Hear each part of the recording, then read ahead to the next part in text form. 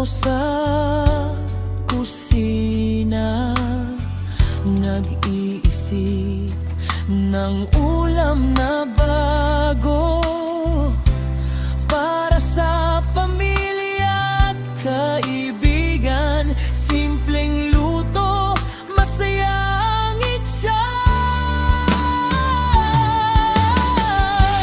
Lutong bahay lang, pero masarap kanin mainit. Sog ng hapag, kahit kulang, basta may tiyaga. Sa simpleng luto, saya ng dala.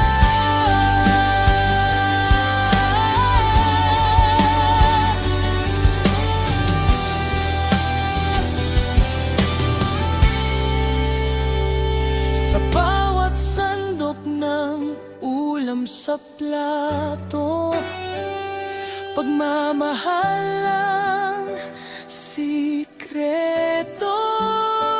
Kahit lutong pang mahirap lang, masarap